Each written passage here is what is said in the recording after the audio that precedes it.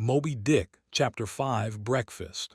I quickly followed suit, and descending into the barroom, accosted the grinning landlord very pleasantly. I cherished no malice towards him, though he had been skylarking with me not a little in the matter of my bedfellow. However, a good laugh is a mighty good thing, and rather too scarce a good thing.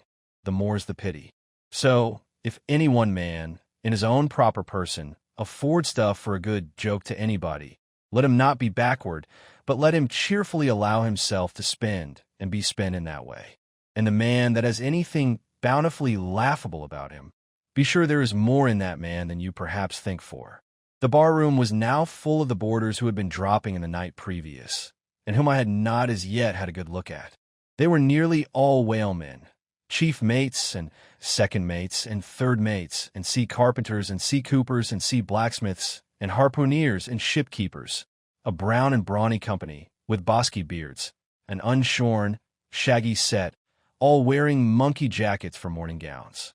You could pretty plainly tell how long each one had been ashore. This young fellow's healthy cheek is like a sun-toasted pear in hue, and would seem to smell almost as musky.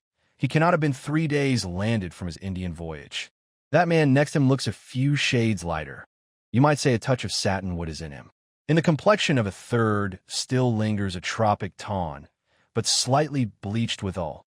He doubtless has tarried whole weeks ashore. But who could show a cheek like Queequeg, which, barred with various tints, seemed like the Andes' western slope, to show forth in one array, contrasting climates, zone by zone. "Grub! Ho!"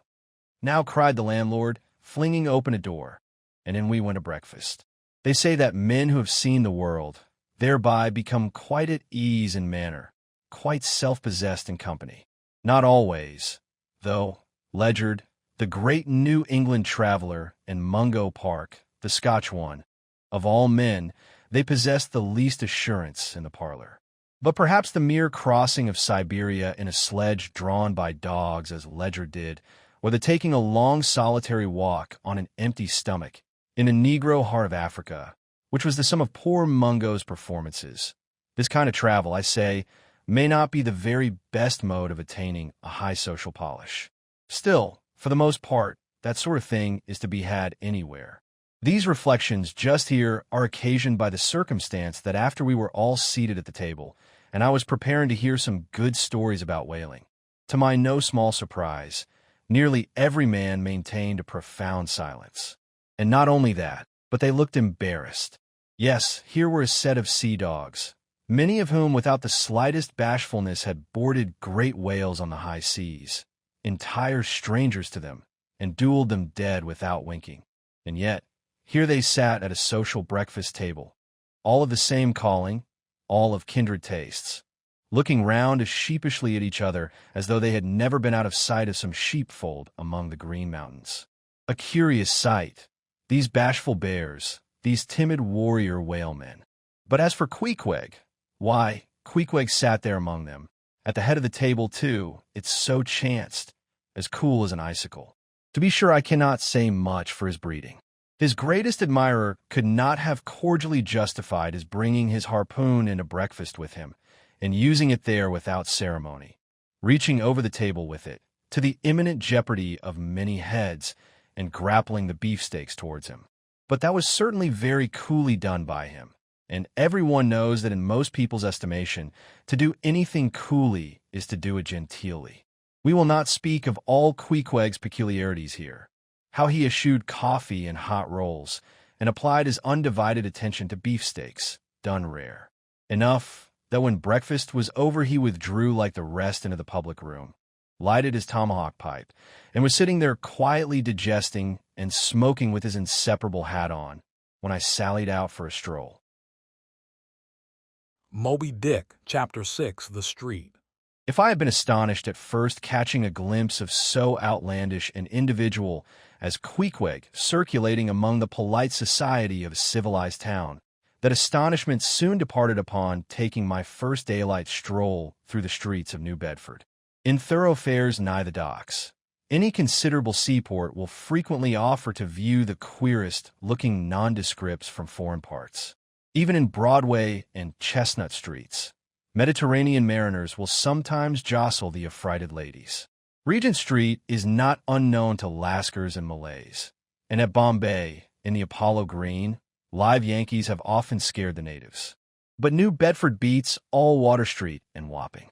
In these last-mentioned haunts you see only sailors. But in New Bedford, actual cannibals stand chatting at street corners, savages outright, many of whom yet carry on their bones unholy flesh. It makes a stranger stare. But besides the Fijians, Tongado Boers, Arromangoans, Penangians, and Brygians, and besides the wild specimens of the whaling craft which unheeded reel about the streets, you will see other sights still more curious, certainly more comical. There weekly arrive in this town scores of green Vermonters and New Hampshire men, all athirst for gain and glory in the fishery. They are mostly young, of stalwart frames, fellows who have felled forests, and now seek to drop the axe and snatch the whale lance. Many are as green as the Green Mountains whence they came. In some things you would think them but a few hours old. Look there, that chap's strutting round the corner. He wears a beaver hat and swallow-tailed coat, girdled with a sailor belt and sheath knife. Here comes another with a sou'wester and a bombazine cloak. No town-bred dandy will compare with a country-bred one. I mean a downright bumpkin dandy, a fellow that in the dog days will mow his 2 acres in buckskin gloves for fear of tanning his hands. Now, when a country dandy like this takes it into his head to make a distinguished reputation and joins the great whale fishery, you should see the comical things he does upon reaching the seaport. In bespeaking his sea outfit, he orders bell-buttons to his waistcoats, straps to his canvas trousers. Paul Hayseat, how bitterly will burst those straps in the first howling gale, when thou art driven, straps, buttons, and all, down the throat of the tempest. But think not that this famous town has only harpooneers, cannibals, and bumpkins to show her visitors. Not at all. Still, New Bedford is a queer place.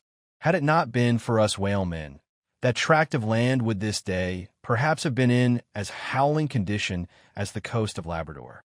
As it is, parts of our back country are enough to frighten one. They look so bony.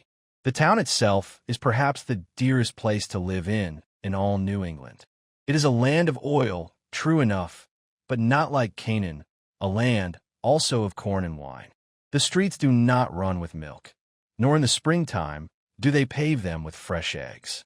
Yet, in spite of this, nowhere in all America will you find more patrician-like houses, parks and gardens more opulent than in New Bedford. Whence came they?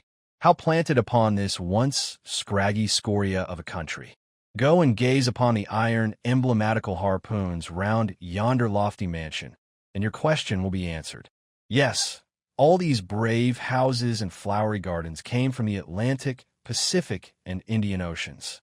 One and all, they were harpooned and dragged up hither from the bottom of the sea. Can her Alexander perform a feat like that?